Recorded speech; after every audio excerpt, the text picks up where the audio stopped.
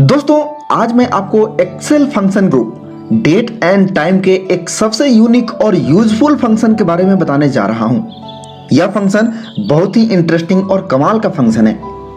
जब कभी भी आपको किसी दो डेट के बीच के डिफरेंस को ईयर, मंथ और डेज में कैलकुलेट करना होता है, तब आपको इस फंक्शन की खास जरूरत पड़ती है और इस फंक्शन का नाम है डेटेड इफ। अभी तक पिछले दो वीडियो में डेट और टाइम ग्रुप के 10 फंक्शन के बारे में हम बात कर चुके हैं और आज का यह डेटेड इफ फंक्शन का स्पेशल वीडियो है जिसमें हम सिर्फ और सिर्फ डेटेड इफ फंक्शन के बारे में पूरे विस्तार से बात करेंगे। दोस्तों आपको मैं एक बात और बता दूं कि यह फंक्शन माइक्रोसॉफ्ट एक्सेल में काम तो करता है लेकिन एक्सेल का फंक्शन नहीं है। यह लोटस 1 2 3 का फंक्शन है जो अभी भी एक्सेल में चलता आ रहा है और जब आप इस फंक्शन को एक्सेल में लिखते हैं तब आपको बाकी फंक्शंस की तरह कोई भी हेल्प डिस्प्ले नहीं होता है। इसलिए इस फंक्शन के सिंटैक्स को अच्छे से समझना बहुत जरूरी है, तो इस वीडियो को पूरा अंत तक जरूर देखिएगा। तो आइए चलते हैं अपने एक्सेल वर्कशीट के ऊपर और बात करते हैं इस डेटेड इफ फंक्शन की।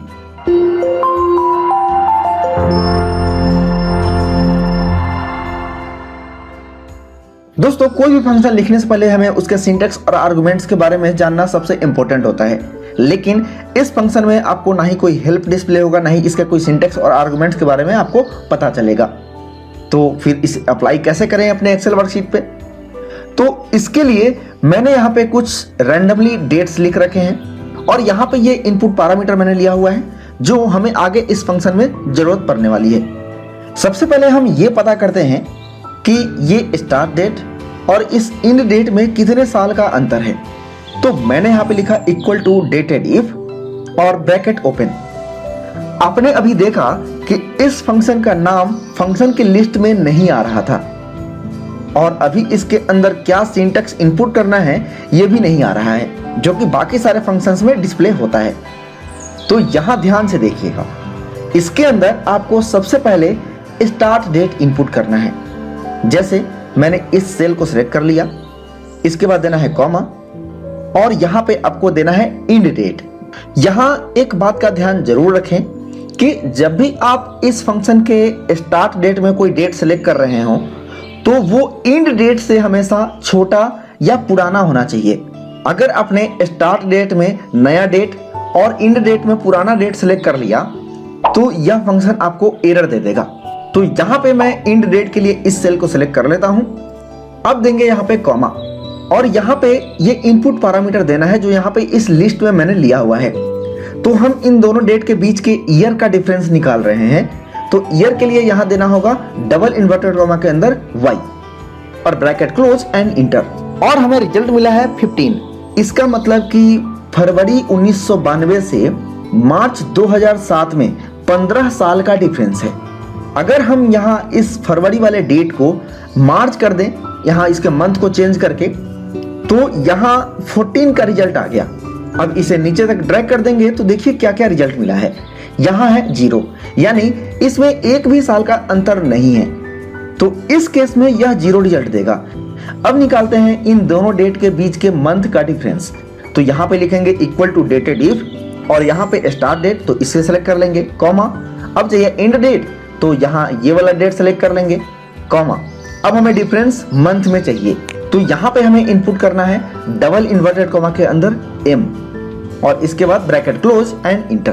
तो हमें मिला 179, यानी यहाँ इन दोनों डेट के बीच 179 मंथ का डिफरेंस है। एक बार इसे चेक कर लेते हैं कि यह सही रिजल्ट दे रहा है या नहीं। यहाँ मैं लिखता हूँ 1 जनवरी 2020 और यहाँ पे मैंने लिखा 31 दिसंबर 2020 और इसके बाद यहाँ पे हम डेटेड इफ का फंक्शन लगाते हैं equal to dated if. Start date में ये वाला डेट हो जाएगा कॉमा, इन डेट के लिए ये 31 दिसंबर वाला डेट कॉमा, यहाँ पे हम दे देंगे डबल इन्वर्टेड कॉमा के अंदर m और इंटर। यहाँ रिजल्ट मिला 11, यानी यह फंक्शन एक पूरे कंप्लीट मंथ का नंबर ही रिटर्न करेगा, क्योंकि 31 दिसंबर को यह मान रहा है कि यह अभी कंप्लीट नहीं हुआ है, मतलब अभी दिसंबर के सिर्फ 30 दिन ही कंप्लीट हुए हैं, जबकि दिसंबर तो 31 दिन का होता है। इसका मतलब कि जो डेट आप एंड डेट में यहाँ इस फंक्शन के अंदर सेलेक्ट करेंगे उस डेट के एक दिन पहले तक एक पूरा कंप्लीट डेज या मंथ है, इसलिए यहाँ पे ये 11 शो कर रहा है। अगर मैं इस 31 दिसंबर को 1 जनवरी 2021 कर दूं, तब जाकर यहाँ पूरे 12 महीने कंप्लीट होंगे। तो इस तरह यहाँ जो 4 मार्च 2007 है, इसने 3 मार्च तक पूरा 179 मंथ कंप्लीट कर लिया है। तो यहाँ ध्यान देने वाली बात यह है कि जो भी आप इंड डेट में ले रहे हैं, उसके एक दिन पहले तक के डेज के काउंट को ही यह रिटर्न करेगा। इसी तरह यह डेज को भी रिटर्न करता है और उसके साथ भी सेम कैलकुलेशन करता है। जैसे इन दोनों डेट के बीच के डेज के अंतर को देखें तो आप देख सकते हैं कि यहाँ पे 366 डेज कंप्लीट हुए हैं। क्योंकि साल 2020 जो है वो लीप ईयर का था, इसलिए वहां पे एक दिन एक्स्ट्रा है। और इस फंक्शन के अंदर m को चेंज करके d कर दें तो यहाँ पे आपको एक्यूरेट रिजल्ट मिलेगा जो 366 दिन होगा। यानी 1 जनवरी 2021 के एक दिन पहले तक कुल 366 डेज पूरे हो चुके हैं। इसी तरह इन दोनों डेट के बीच के अंतर को डेज में निकालते हैं तो यहाँ लिखेंगे equal to dated if bracket open, यहाँ पे ये होगा स्टार्ट डेट कॉमा ये इन डेट, और हमें चाहिए डेज में डिफरेंस, तो यहाँ पे हम डबल इन्वर्टेड कॉमा के अंदर लिखेंगे डी और ब्रैकेट क्लोज एंड इंटर, और हमें रिजल्ट मिला 5474, जो कि इन दोनों डेट के बीच में इतने दिन का अंतर है। तो यहाँ इन दोनों डेट में 14 साल का अंतर दिखा रहा है, यहाँ पे 179 मंथ का अंतर है और यहाँ पे 5474 डेज का अंतर है। लेकिन हमें चाहिए 14 साल के बाद कितने महीने और कितने दिन का डिफरेंस है, तो उसके लिए यहाँ बाकी बचे इनपुट पैरामीटर्स का यूज करेंगे। तो यहाँ हमने ईयर का डिफरेंस ऑलरेडी निकाल लिया है। अब हमें पता करना है कि 14 साल के बाद कितने महीने कंप्लीट हुए हैं। चूंकि 12 महीने कंप्लीट होंगे तो आपको एक ईयर का नंबर मिलेगा, लेकिन 12 महीने में एक भी दिन कम होगा तो 11 महीने का रिजल्ट ही मिलेगा, जो कि मैंने अभी आपको थोड़ी देर पहले बताया था। तो यहाँ पे लिखेंगे equal to dated if bracket open, और इसके अंदर स्टार्ट डेट में ये वाला डेट कॉमा इन डेट में ये वाला डेट कॉमा। अब हमें चाहिए ईयर के बाद बचे हुए महीने में से कितने महीने कंप्लीट हुए। तो हमें यहाँ ईयर को काउंट नहीं करना है, सिर्फ एक साल के मंथ को काउंट करना है। तो यहाँ पे इसका चौथा पैरामीटर YM यूज करेंगे। यह हमें एक साल में कितने महीने कंप्लीट हुए हैं ये बताएगा। चाहे आप कितने भी साल का डिफरेंस पता करना चाहते हो, उसमें ईयर को इग्नोर कर देगा। जैसे अगर आपके पास एक डेट है 1 जनवरी 2020, दूसरा डेट है 1 फरवरी 2020, तो यहाँ पे इन दोनों डेट के बीच में ईयर को नेग्लेक्ट कर देगा। ये बोलेगा कि भाई ये जनवरी है और दूसरा मंथ आपका फरवरी है और इन दोनों में कितने महीने का अंतर है, सिर्फ यह रिजल्ट देगा। इसको ईयर से मतलब नहीं है। तो यहाँ पे हमने इनपुट कर दिया YM डबल इन्वर्टेड कॉमा के अंदर और करते हैं इंटर। तो हमें यहाँ पे रिजल्ट मिला 11, क्योंकि यह पिछले 8 मार्च से अभी के 4 मार्च के बीच का अंतर मंथ में रिटर्न कर रहा है, और इसमें अभी 12 महीने या 365 डेज कंप्लीट नहीं हुए हैं। अगर मैं इस स्टार्ट डेट को चेंज करके 3 मार्च कर दूं तो यहाँ पे जो रिजल्ट आएगा वो होगा 0, क्योंकि यहाँ एक भी मंथ का डिफरेंस नहीं है। तो यहाँ YM का यूज करके मंथ के डिफरेंस का पता लगा सकते हैं, जिसमें ईयर को कैलकुलेट नहीं किया जाएगा। अब बात करते हैं डेज की, तो उसके लिए इस MD पैरामीटर को यूज करना होगा। जैसे मैं यहाँ लिखता हूँ 1 जनवरी 2021 और यहाँ पे हम ले लेते हैं करेंट डेट जो कि आज है 24 जनवरी, और यहाँ आप देखें तो इन दोनों डेट के बीच एक महीना पूरा नहीं हुआ है अभी तक, यहाँ सिर्फ 23 दिनों का डिफरेंस है। अगर मैं यहाँ पे लिखूं equal to dated if bracket open start date में ये वाला डेट कॉमा इन डेट में ये वाला डेट और इसके पैरामीटर में YM, तो यहाँ पे क्या रिजल्ट आएगा, यहाँ पे हमें मिलेगा 0, क्योंकि यहाँ पे अभी पूरा एक महीना कंप्लीट नहीं हुआ है। वहीं अगर इस फंक्शन में YM की जगह MD कर दूं तो हमें मिलेगा 23, जो कि बिल्कुल सही है।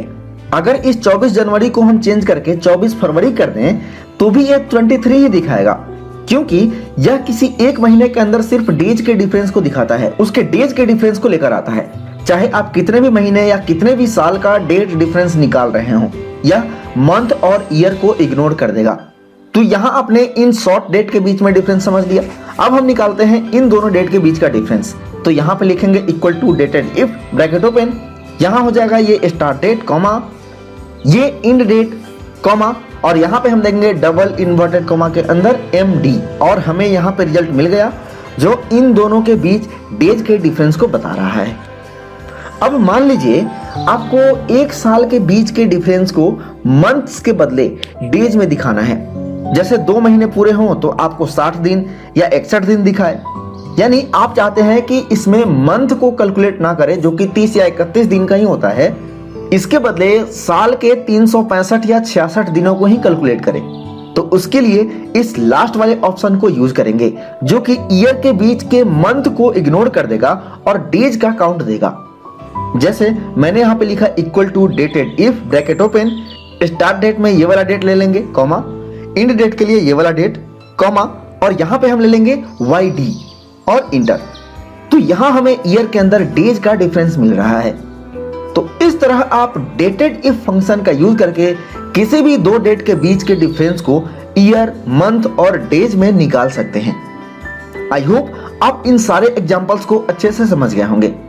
आइए एक बिजनेस सिनेरियो देखते हैं जहां हमें इस फंक्शन को यूज करके एज का पता करना है कि वह कितना पुराना है, या अगर किसी का बर्थडे है तो उसकी एज क्या है। तो मान लीजिए कि यह डेट जो है किसी का बर्थडे है और कल तक, यानी जो डेट मैं इस फंक्शन के अंदर इनपुट करूंगा उससे एक दिन पहले तक उसकी उम्र क्या होगी, उसे ईयर, मंथ और डेज में दिखाना है कि वह एक्चुअली कितने साल, कितने महीने और कितने दिन का है। तो सबसे पहले हमें चाहिए आज का डेट। तो उसके लिए हम कंट्रोल के साथ सेमीकोलन प्रेस करेंगे और करंट सिस्टम का डेट हमें मिल जाएगा, लेकिन यह डायनेमिक नहीं होगा। हमें डायनेमिक डेट चाहिए जो डेली अपडेट होता रहे। उसके लिए एक फंक्शन होता है टुडे जो हमें करंट डेट रिटर्न करता है। अगर सिस्टम का डेट चेंज होगा तो यह अपने आप ही अपडेट हो जाएगा। तो यहाँ पे हम वो वाला फंक्शन इनपुट कर देंगे। अब यहाँ पे हम लगाते हैं इक्वल टू डेटेड इफ, ये डेट हो जाएगा हमारा स्टार्ट डेट कॉमा ये टुडे वाले फंक्शन से जो हमने डेट लाया था वो हो जाएगा हमारा एंड डेट कॉमा और पहले हम निकाल रहे हैं ईयर, तो यहाँ पे हम दे देंगे Y डबल इन्वर्टेड कॉमा के अंदर और इंटर। इसके बाद निकालेंगे मंथ। तो इसी फंक्शन को यहाँ से हम कॉपी कर लेते हैं ताकि हमें बार बार लिखना ना पड़े और यहाँ पे कर देंगे पेस्ट और इसमें Y की जगह हम कर देंगे YM। तो हमें ईयर के बाद बाकी बचे मंथ का नंबर मिल जाएगा और लास्ट में हमें चाहिए डेज।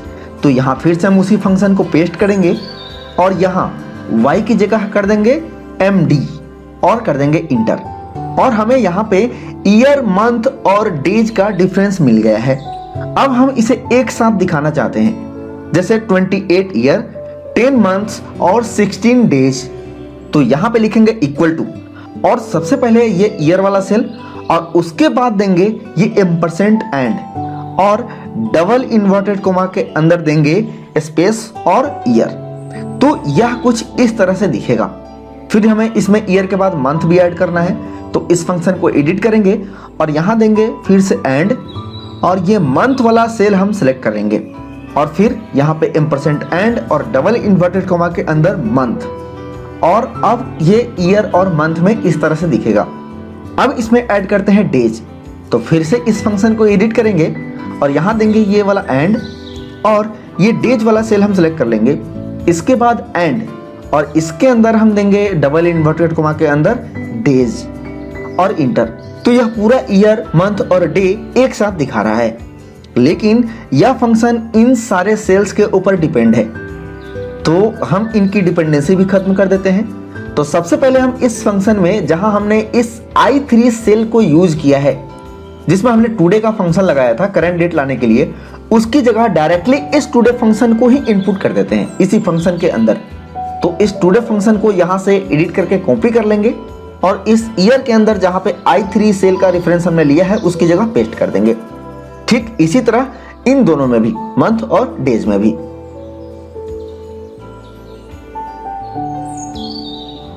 इसके बाद इस फॉर्मूले में हमने इस सेल को रेफरेंस के तौर पे यूज किया है ईयर, मंथ और डेज के लिए, तो उसकी जगह डायरेक्ट हम इसी फॉर्मूले को इनपुट कर देंगे तो सबसे पहले हम इस ईयर वाले को कॉपी करेंगे यहाँ से एडिट करके, और इस फॉर्मूले में जहां हमने J3 सेल को यूज किया है वहां पर इस फंक्शन को पेस्ट कर देंगे।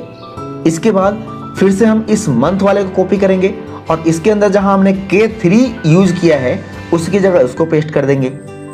इसके बाद लास्ट में इस डेज वाले को यहां से हम कॉपी करेंगे और इस फॉर्मूले में जहां हमने L3 सेल को यूज किया है उसकी जगह पेस्ट कर देंगे और इन सारे को हम डिलीट कर देंगे और इस फॉर्मूले को हम नीचे तक ड्रैग कर देंगे और हमें इनके एज का कस्टमाइज रिजल्ट एक टेक्स्ट के रूप में मिल जाएगा। तो इस तरह आप इस डेटेड इफ फंक्शन को एक्सेल में यूज कर सकते हैं। दोस्तों, इस फंक्शन की डिमेरिट यह है कि यह आपको हेल्प सजेस्ट नहीं करता है, हेल्प नहीं बताता है, इसलिए इसके पैरामीटर को ध्यान में रखना जरूरी है क्योंकि इसी के ऊपर यह सारा डेज या मंथ या ईयर कैलकुलेट करता है। आई होप आप इस फंक्शन को अच्छे से समझ गए होंगे। अगर आपके कोई भी सवाल या सुझाव हो तो हमें कमेंट में जरूर बताएं और हाँ, वीडियो को लाइक और शेयर करना ना भूलें। साथ ही चैनल को सब्सक्राइब करें और नोटिफिकेशन बेल को दबाएं ताकि आने वाले वीडियो के अपडेट आपको सबसे पहले मिलेंगे एक और नए एक्सेल ट्यूटोरियल वीडियो के साथ। तब तक के लिए नमस्कार।